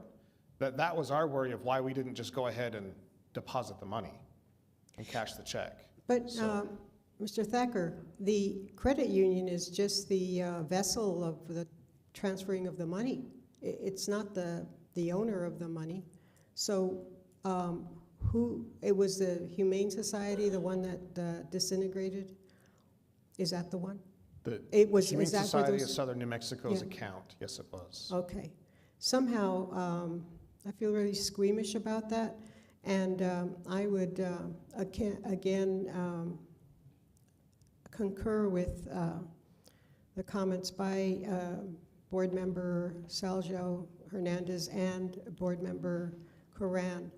And I would like to emphasize that we should not have any connection whatsoever with Ms. Barker, and agree totally with the capacity of, agree with Board Member Coran as to Mr. Bryce's mental capacity. I think if there's any doubt, and I mean, I'm not privy to his mental status, but if there's any doubt, we should definitely be careful about that. And I don't know how to go about that at this point. I'm relieved to learn that the check is sitting there in your safe, but somehow the whole thing is just it's problematic for me, and I have no recommendation or solution, just a request that I think maybe run it through your attorney, maybe we have to run it through finance, but yeah, it just doesn't, yeah. Thank you. Board Thank Member you. Flores. Board Member Demouche. Madam Chair, thank you. If I could ask Clint, is the check made out to Animal Service Center in Mesilla Valley? Yes, ma'am. And there's nothing else on there? I would assume, and I know you have your attorney here, but I would also assume that if they were wanting to use it for the 501c3, they probably just would have left that bank account open. And it sounds as if, and I don't know, and we, finance can help Animal Service Center. We can work with Bernice and look at this because it sounds to me that probably what they did, somebody went to that credit union, closed that account maybe, and said, can you please send a money order or check to Animal Service Center. And that's because you're saying that it's not from their bank account, but actually from a bank. Credit union, thank you. Yeah, it doesn't say, if I remember correctly, the check does not say Humane Society of Southern New Mexico on the upper left. It's the actual credit union. Yeah, and Madam Chair, it sounds to me that what they probably did was close out their bank account. So even if you tried to send it back, there probably is nowhere to send it back to. So we would need to, talk to the bank as well to see what their recommendation is, because they would need to reopen that, or they would probably put it in unclaimed property, and then it would sit there in that unclaimed property, so. Thank And you. like I Board mentioned Member, before, I'm sorry. Thank you, Board Member Demouche. Clint? I'm sorry, I was going to say that, like I said before, I don't have any problems in making contact with the bank. They have to keep some type of record of why this money was sent. Was it requested to be closed? And we can find that information out. That would I be hope my fairly easy. recommendation, is to recommend that you communicate with the credit union and just understand if this was a donation, a contribution to the Animal Services Center, because it's money, but it doesn't have any attachment to, it doesn't say the Humane Society. So I would recommend that you do your due diligence and figure that piece out. I'm sure Ben can help. It's been a long time, Ben. Good morning. And that's what I would do. Okay. It will be done. Ben's here. Please come to the podium and speak on behalf of what you have found out related to the 501c3. I think, did you get a copy of Board Member Bencomo's concerns? And I think it behooves us to have you go over those and see if, because it sounds like, and it's been the will of this board for many years. This has been a goal of Clint's, and I think it feels like it's more visible and attainable, and it may not necessarily be with this, but I'd like to hear from you, Ben. Thank you. Thank you very much, Madam Chair. I appreciate that. Good morning, members of the board. For those of you I have not met before, my name is Ben Young. I'm an attorney with Minat Springer here in town. We've been representing the Animal Services Center for many, many years. So it's a pleasure to assist in matters like this that come up and a relatively new type of issue. And I think that the springboard for this conversation again is what Ms. Barker broached to Clint back in May, and that was what was able to assist with reinitiating this conversation. A lot of the things that were just commented on earlier we can address. I believe the HSNM's financial accounts were all being handled by their accountant, which is who I had been in contact with over the summer. So it would be a relatively simple thing of contacting the accountant's office to find out exactly what transpired with the exchange of funds. It is at the stage we're at in the communications with on the 501c3 transfer or change of designation issue. All that we had received up to this point was that resolution which authorized the Animal Services Center to work with the accountant on determining whether or not this was a feasible thing for the ASCMV to do or not. So we're very early on in the process with them. I don't think, and correct me if I'm wrong on this, Clint, I don't think the shift for HSNM to be associated with the ASCMV was ever about the money in the accounts, but more about the connections and the historical work that HSNM had done, whether or not they had contacts with other grant entities and those types of things. If they did have historical accounts with different entities, that would be something of value. It wouldn't be a brand new 501c3 starting from scratch, developing these new relationships, but it would be something that would already give us boots on the ground moving forward. I had no indication when this stuff started that how the nature of Mr. Bryce's illness, but that may, if he didn't have capacity to sign this at the time in September, we may have to revisit that issue. So that's something we can treat differently. So now transitioning into the Friends of organizations, over the course of the last couple of months, I think there'd been some confusion as to what exactly the board wanted with respect to this organization. We desire it to be a subcommittee of the ASCMV that was tasked with going out and gathering funds, whether from grants or different entities, and then bringing that to the board for the board to decide how to use it? Or were we looking at establishing or whether using the existing 501c3 that tweaked its mission, or establishing a new 501c3 who is tasked with obtaining grants, funds, connections with different people to benefit the ASCMV independently? And so that was an area of direction that we needed from the board. There are pros and cons to both structures.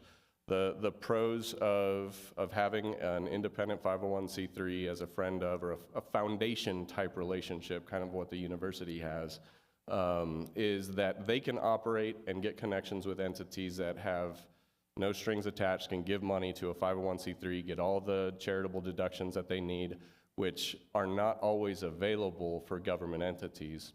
The issue that that individuals run into who want to give money to a government entity is there are some types of grants that don't qualify for the charitable deduction. And so they would rather give to a 501c3 than to a government entity. And that's where the benefit, and so if we go that route, it's a much larger, broader world of financial resources.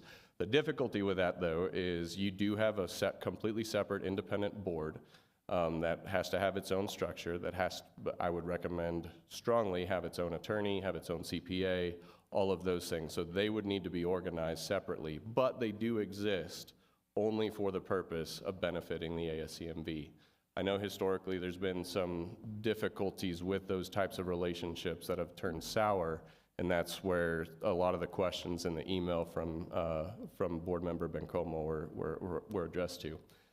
The benefits of having the entity serve more as just a subcommittee that you form, it's easy to set up, and you have complete control over what they do and how they gather resources and where they go about asking for donations, but the world of resources that they have available to them is limited. They wouldn't be able to do what Clint did this morning and just plug in a Google search and apply for every one of those items, or apply to every one of those entities and receive the donations or the grants. A lot of them would be exclusive of a subcommittee of a government entity.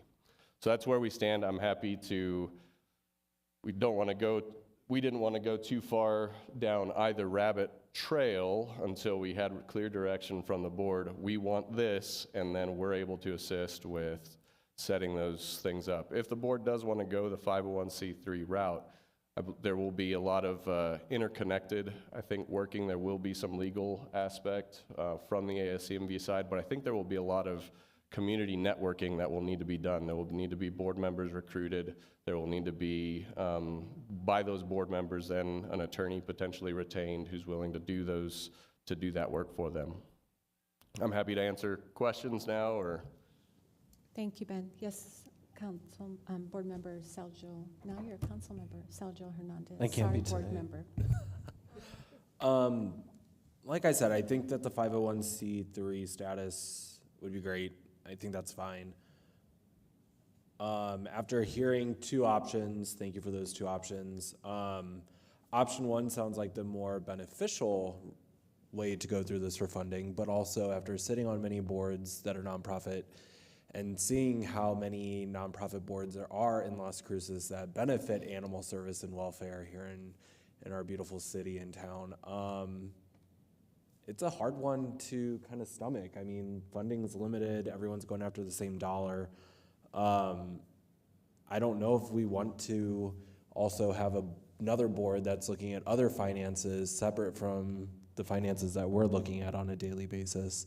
But I would love to see like where the funding is going to be used, how it's going to be used, what they're going to go after. Are we going to give strict parameters of let's go after, education services and this and that, or is it going to be broad? Or the other option, which you said, was to bring it under us, which limits their capacity, but also, and maybe, Leanne, maybe that's something that you can help answer for us, because if Animal Services is already getting donations from public, from estates, whatever it is, the money's going into the operating account and being dispersed, I would guess. So we're already not kind of designating where those donations are spent. They just go into general operating, and then they go towards the $30,000 walls for the kitty condos or, you know, things like that. So I like the idea, like I said, but I want to see parameters of where your vision is and where you want to see this go. Because like I said, you're seeing, you know, they just closed Humane Society of Southern New Mexico. They, you know, they're disbanding and they have $500 in their account. That kind of speaks volumes to me of like, what are we actually capable of doing in our community with limited resources? So personally, I just want to see kind of a layout of where you want to go with this, how you want it to be set up. Do you want to see it as a board that someone's going to have to manage, someone's going to have to run, you know, grant writers? I don't know if we have a separate board. Is the city or the county going to come in and offer grant writing services? Probably not. That's probably going to be something that's going to have to be funded by this board with no money in an account. So I just don't want to see it being a huge burden, one, on you, Clint, because you do have a lot on you have 2 facilities that you're running, but also on this board that already is struggling to put forth finances every year and go through that. I don't want to add another element of headache, but I would like to see where your vision is on this and direct parameters of where the money is going to go and how it's going to go. But Leanne, if you have insight to this, I would love to hear it, because I think I'm kind of on the right direction here, but please do chime in. So, Board Chair, the Friends, as in, so we have a couple of friends, like the Friends of the Library, and that's a good one. They go out and they get financial means to buy books for the library. They help with publicity, you know, for educational programs and things like that. We do not monitor them in any way. I don't believe that staff is actually on the board or have any really direct connection with them, other than probably attending and letting them know what their needs are, things like this. As the counselors will know, in the past, we have had issues, you sort of alluded to it, that we have had some issues with one friends group in particular, and it caused quite a bit of controversy around. And we're still dealing with even things now, trying to make sure that we abide by what a big audit that we had done. You know, Councilor Flores alludes to it multiple times at the Finance Select Committee, making sure that I'm on track and making sure that I dot my I's and cross my T's. And I thank her for that.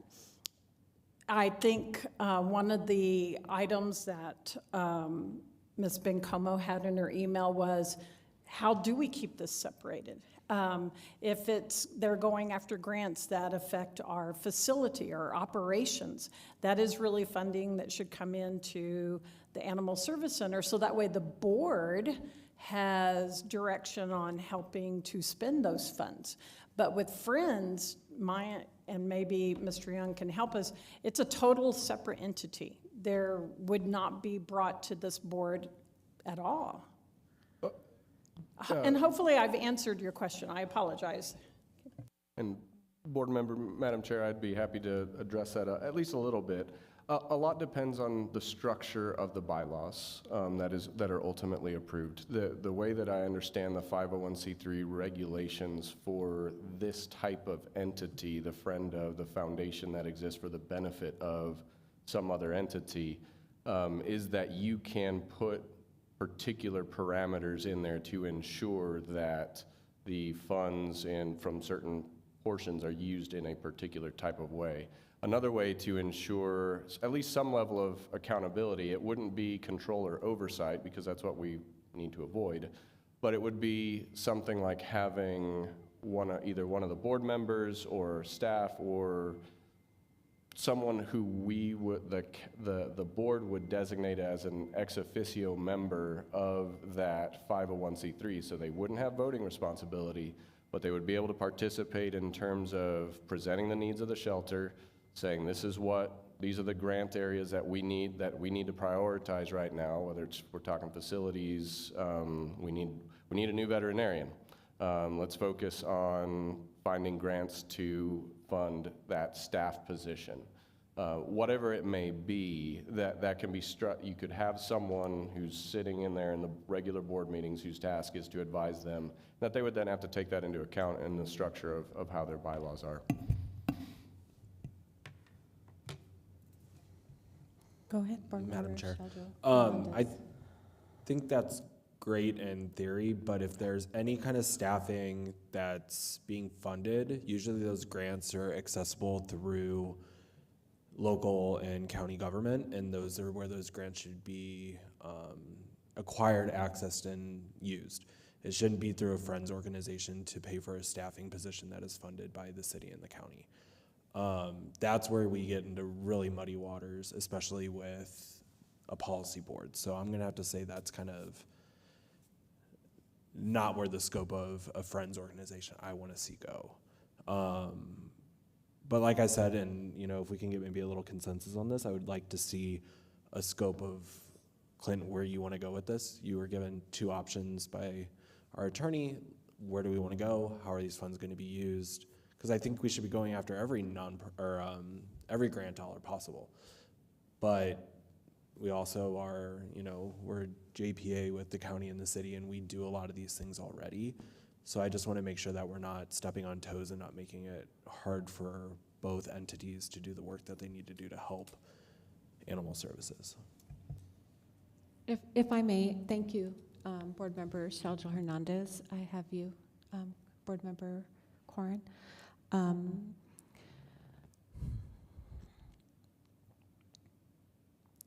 We have a grant team here with the city that doesn't focus on animals. That's why we created the grant writer position, which has been vacant for some time and working. And we started to look at the number of areas that we could spend our time on more specifically to help supplant or leverage the money that the city and county give. And we had been, with the grants she had written, pretty successful. And so I don't agree that our grant teams here, at least in the city, specifically address animal issues. Our sites are in other bigger things. Not that animal welfare isn't important to me, it is, but it's second or third, fourth. It's way down in the priority, and we don't look for those kinds of things. If there is an opportunity to work together, what I see is we have a lot of animal advocates that are working in a lot of different areas to receive grants, and some of the reasons why we had worked hard to agree that this overarching group that has all the advocates in one space was to work on minimizing the work, the silos, and to work towards some of the more priority areas. But I don't know that that has evolved over time. And since then, we've had 2 or 3 different boards changes. So I know this has been something, as the longest standing board member, that Clint has wanted to do. This sort of fell in his lap, and it was something that I thought could work. And so I think I don't disagree that Clint should, this is what I'd like to see happen, and why the areas or priorities, areas that we could work with in tandem with a 501c3. But I don't believe that, at least through, and I'm looking at Leanne because she has more of our grant team does not specifically address these sorts of things, and she can say more about it, but I know that one of the bigger issues was focusing and leveraging the funding that we do have currently, and that's why we have a grant writer to work on that. Clint? Thank you. Well, you're going to talk about this issue here? Yes, you Okay. alluded to one question that I wanted to ask, and Ben, you're probably the best to answer this, is what's the difference between option number 2, which was to have a subcommittee and that's going to be pursuing grants, and us having already a grant writer that writes grants on our behalf?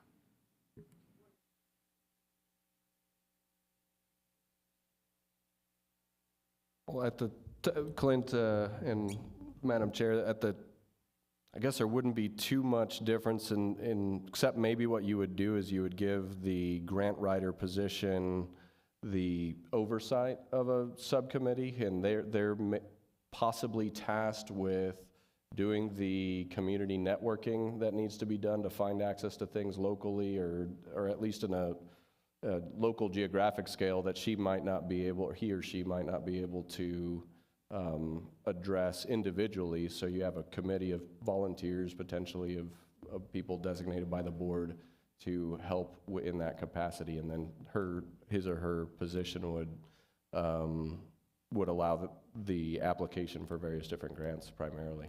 So it sounds like there would be a lot of duplication in having a grant writer on staff and also having this option 2 of having them pursue it. It seems like option 1 is the way that we would like to make, like Commissioner said, be the most beneficial to the center. As far as what they would be doing, grants in the animal industry are an interesting thing. There's some that are very specific, like the list that I pulled up, senior animals, very specific, but it's just to benefit senior animals. It's not, so then we have to come up with a program that's going to benefit, and then we apply for that grant. Sometimes it's just for general support, and we apply for it, and we get selected, and we can do whatever we want with the money. So as far as saying what we would do or what the Friends of would be is, yeah, they would get direction from us. Hey, will you please pursue a grant for education? We have an education program where people can go. We have staff that can go into a school, teach the kids about being safe around animals and wide license, et cetera. The grant will pay for education material. It will pay for you for this and this and this. And then they would pursue that grant. They'd go after it. So that is my thinking, of what this Friends of would be doing. But if we get more specifics from the board of whether to pursue this specific 501c3, then I can get you more specifics of, possible board members or possible direction to go, how many, we can get bylaws, all that. But if the board does not want me to pursue it because of the history that it has, that's perfectly okay. We'll continue to look for other options. My problem for the last 6 years I've been here, I've asked, would you be interested in starting a 501c3? Would you be that? And I've asked several people, and the answer is no, they're just too busy. And so that's why I felt this was attractive, because like the attorney said, we already have a lot of things in the books, so to say, as far as contacts and instructions, things like that we need to have. Thank you, Clint. Board Member Corrin. So I'm just going to say no. My recommendation would be that we do not take up a 501c3 that already existed in the community. I don't think that it's parallel enough to a Friends of organization. I think a Friends of organization that establishes a governmental relationship takes a lot more effort. So I would just, I would say no. This can, if someone wants the HSS&M moniker or 501c3, I'm not comfortable with us taking that over, and I don't think that would be an appropriate start to our whatever, if we wanted a nonprofit arm. And I would also argue, aside from the seeking grants, this is also something to kind of, I will be frank about it, skirt the anti-donation clause, because Friends of organizations don't have the same rules related to the anti-donation clause, and I think there's a lot of legal gray area in there that would have to be parsed out that's very different from a community-based 501c3. That's why I feel like this, I don't think it's advisable for us to take this up. I think it's too convenient, frankly, and I have concerns about the origins of it. So and again, I think establishing a Friends of is not a bad idea, potentially, depending on all the things, but it doesn't sound like anyone has the capacity to do that right now, from what I can hear, in terms of the amount of work that would be required to go into establishing that. So I would say that we say no to this opportunity, just because I don't think it's quite so simplistic to just adopt a 501c3 that's in a governmental organization that's associated with something like the city and the county. So I guess that would be the short of my thinking on this, but I defer to you all too. Madam Vice Chair. Thank you, Board Member Corrin. If I could, I want to say thank you for the bluntness and being straight up forward. It helps us a lot to be able to move forward, so thank you. Thank you, Clint. Board Member Flores. Thank you, Madam Chair. My question is this, Board Member Coran touched on it. I don't think it's within our purview to be intertwined with the 501c3 at all. I think we need legal advice from our city attorney. And the other is, the other would be the financial aspect. You get that 501c3 money, and does that go into a line item with our budgeting and our financial, our finances? So I'm very, and the issue that Councilor Coran raised is whether a governmental entity has any, such as because it's a governmental agency, whether it has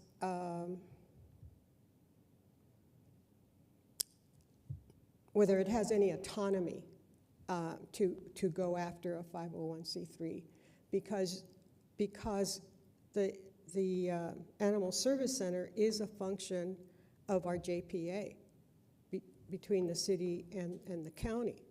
So the question is, how viable or how legal would it be? I think that you have to look at the relationship that the center has with two governmental bodies, not just one, and whether a 501c3 can function with that governmental control. And I'm just, I think we need answers. Did you research that part, or do you know? Well, Madam Counselor, by virtue of being a JPA, the Animal Services Center is still an independent government agency. That's how the statute sets these up. So it is an entity that can do everything that is the statute reads, that they can apply to do just about anything that they need to that's permissible for other government entities in the state of New Mexico, financially, employee-wise. And so this would be a permissible relationship to have as well. If it's permissible for one type of government agency to have the 501c3 relationship, again, it's a 501c3 that's created that has its own bylaws that expressly state, we exist for the purpose of assisting this entity, and the resources and the information and the benefits that we gather flow through us to that entity to assist in the mission of that entity. So that's how that structure works. Now, whether or not the board thinks it's prudent or wise at this time to do that, that's your call. But it is something that does exist. I'm not familiar off the top of my head with other JPA entities that have this type of relationship, but that's something that can be looked into further if we would like. But by virtue of being an independent quasi-government entity that has independent structures and exists to pursue different things that the city and the county are not doing because they've delegated that authority to the ASCMV, they're able to do that. Okay. And that was one of the benefits of Ms. Barker, Frank Bryce. So just saying in terms of the springboard conversation, I know that there is issues with that relationship. So I'm not commenting on that. I'm just saying that in terms of an entity approaching the ASCMV and saying, hey, we're interested in converting our broad mission statement for what we exist to do in this community and narrowing the focus of it to exist only for your benefit, they can do that. And that's what triggers this conversation. And so then if it's advisable to pursue that relationship, maybe, maybe not. Or if the board wishes to go a different route and see if there's interest in the community of people who would like to exist in that capacity to benefit the ASCMV. These other entities that exist locally don't exist in that capacity. They exist in their own personal mission-based, hey, we want to do X, Y, and Z for animals in the community. They don't exist for the purpose of benefiting the ASCMV. Right, but that may be true, but there is a difference insofar as whether that money was designated specifically for a certain purpose. We don't know. I don't know. The other is that in the example that Ms. Demouche, our finance director, Ms. Demouche brought up about we have the Friends of the Library, but the Friends of the Library functions so differently. I mean, they meet upstairs and at the Baranigan Library, and they do a lot of things for the community. But the Animal Service Center, and they don't have the added infrastructure that forms the ASCMV.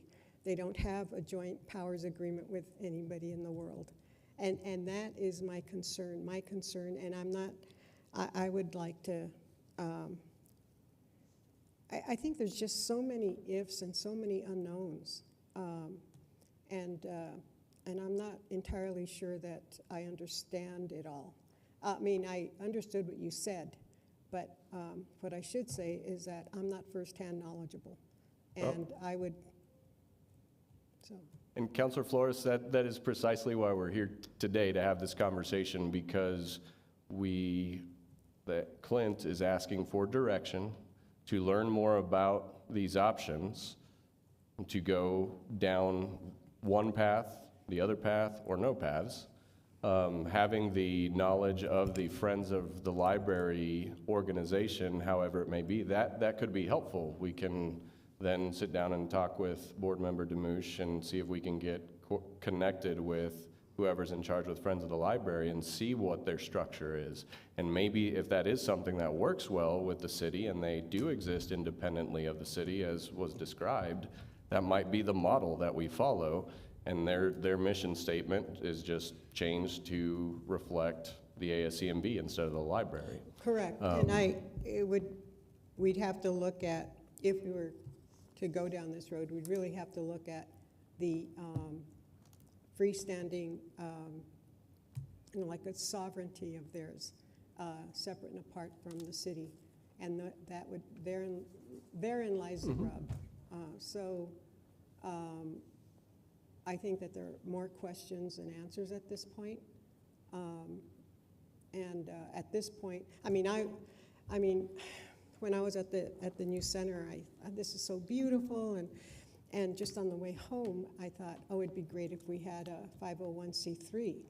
But when I say we, I'm thinking more of our community, and I have to detach the city and my representation of and for the city. So we still have a lot of questions to answer. I think it'd be wonderful to have that.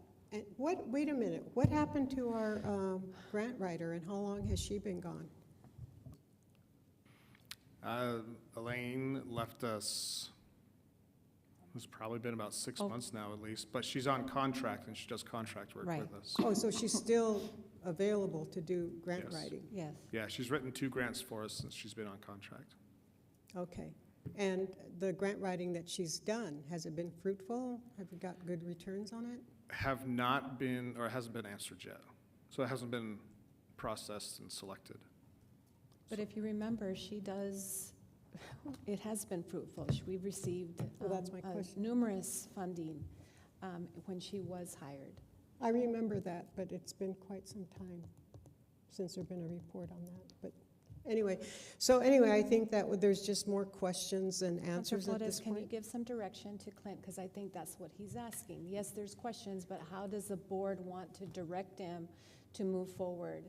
It sounds like very clearly, and I'm going to put this, is no to the Humane Society use of the 501c3. It looks like there's enough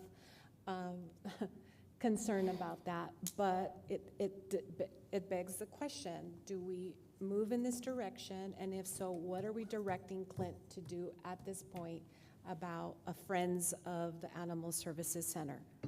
I don't think we can really direct him because we don't know where to, what we as one of the parties to the JPA have to establish what our parameters may be or our limitations, and whether it's possible to have just a total separation. Is it possible for the center to have a 501c3 that is totally separate and apart from the city? And I don't know if that was the case, if someone could say, oh yes, it could be set up that way, that would be great. But I don't think that the city really has, I would need just a lot more clarification if the JPA status would allow us to even have, be somehow involved with the JPA, and what it would, how it would impact the board. We wouldn't be able to tell you what to do with that money. It's not our money. And I don't know. And then would that money be commingled with the money that the city, yeah. So that would be a totally different bag. Thank you, Thank you. Board Member Flores. For me, I think, and maybe you can answer this, Ben, because you are the attorney for ASCMV. I'd like for us to explore it. I think there needs to be a considerable amount of more research done about these kind of JPAs that exist, and is there some out in the nation that utilize a friends group, would be my direction to Ben and Clint. I think through Councilor Flores, you make some great points about our attorney, having the city's attorney look at whether this is something that can exist from the city's perspective. I think you make a great point.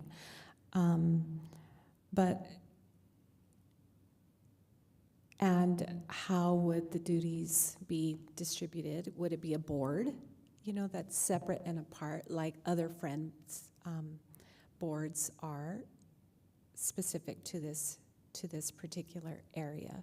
That would be my recommendation to Ben and Clint, and to Board Member Damouche, because you're here from the city. Anybody else?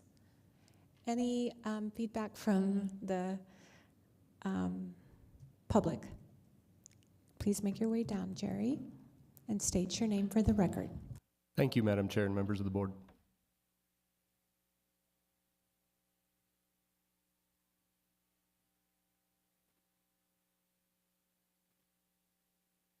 Hi, I'm Jerry Wheelis. Would there be any problem with just community members getting together and establishing a 501(c)(3) for the benefit of the shelter? Has nothing to do with the city. That's on the table, right? Yes, ma'am. I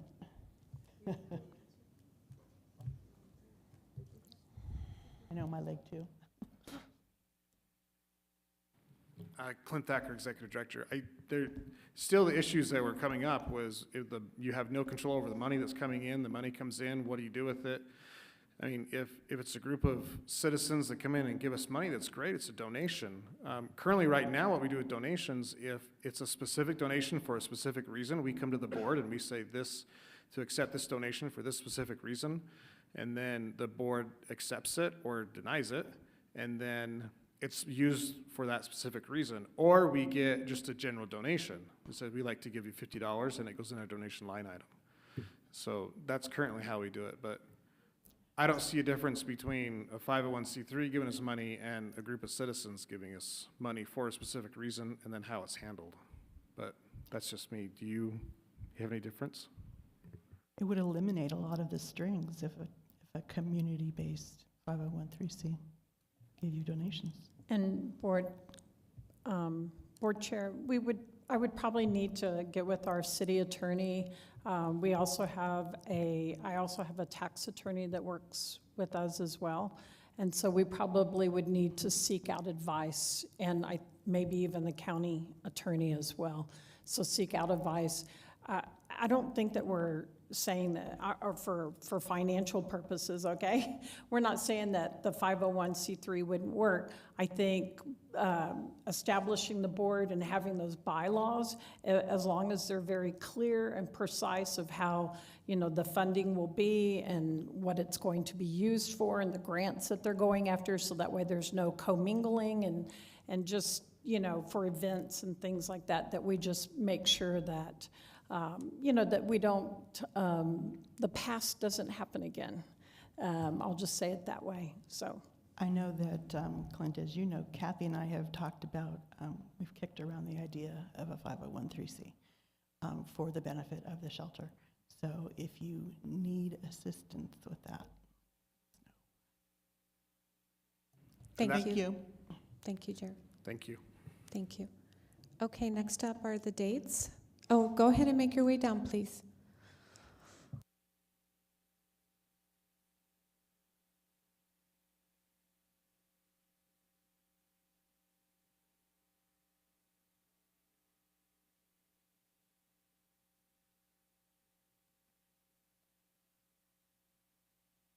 Hello, please state your name for the record. Hi, I'm Tina Dalcor.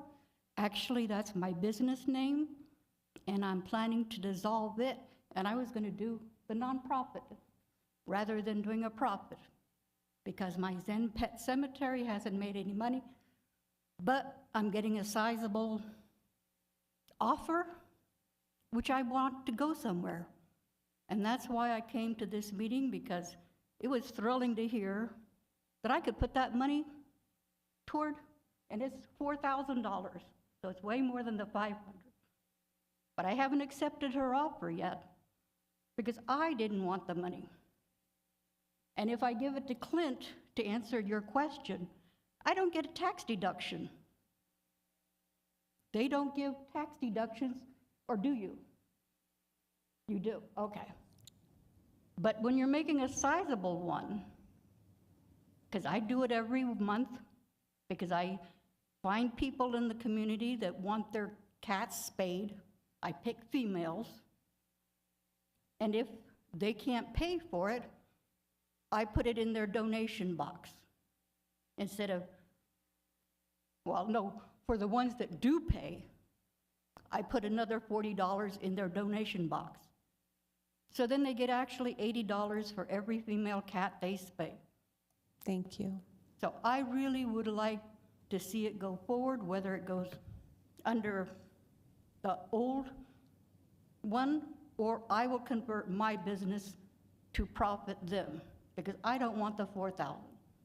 I could use it in my life, just like everybody else, but I want it to go to them, because $40 a spay, that means 100 cats can get spayed with my 4,000. And that would be my purpose, is to give it to them for the 4,000 or the 100 cats. Thank you. Because that's my mission, is getting those female cats and dogs. I haven't started the dog part yet. Yeah. But I'm determined to get as many spayed as possible for the overpopulation. Thank you so much for coming in your I forgot, comments. how much did you get as donations? Do you know remember offhand the number? 45,000, it seems like. If some of the community members in the community, I'm sure, will be putting in way more than 47,000 if they got that tax write-off and got recognized for making that donation. I appreciate that. Thank you so much. Please consider something for it. Thank you. Okay. Now, Clint, you're up with the dates for November and December.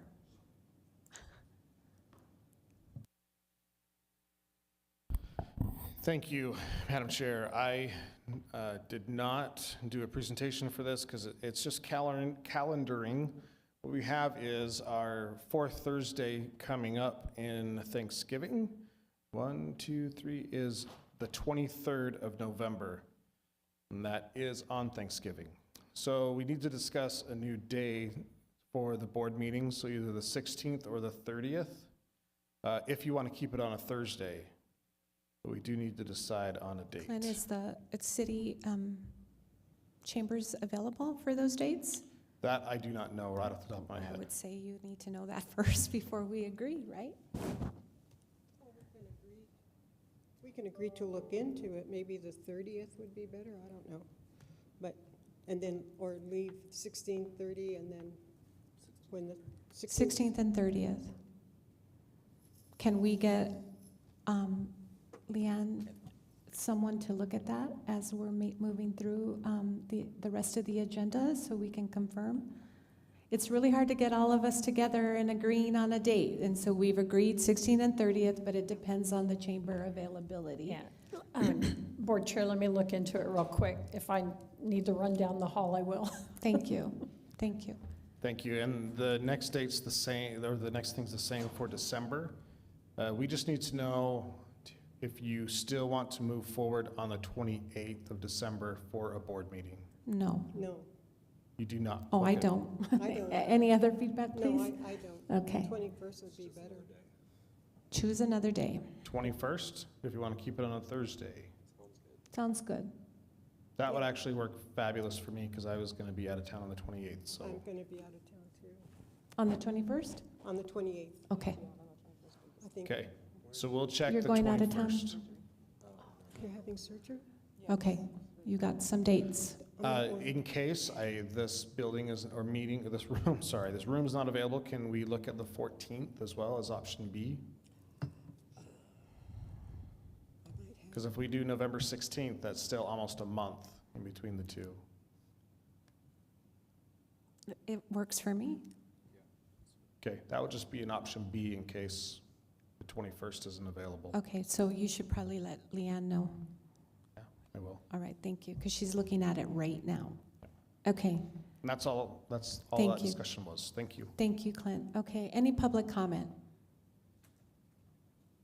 As our next item, okay. Board member comments? Seeing none? Okay, can I get a motion to adjourn? So moved, Shelter Hernandez. Second, Corin. Motion made by Board Member Sergio Hernandez, second by Council Corin. Becky, please take the roll. Board Member Ward, Yes. Board Member Flores, Yes. Board Member Coran, Yes. Board Member Shelo Hernandez. Yes. Chair Gandara. Yes, Motion passes. thank you. Thank you all for bearing with us.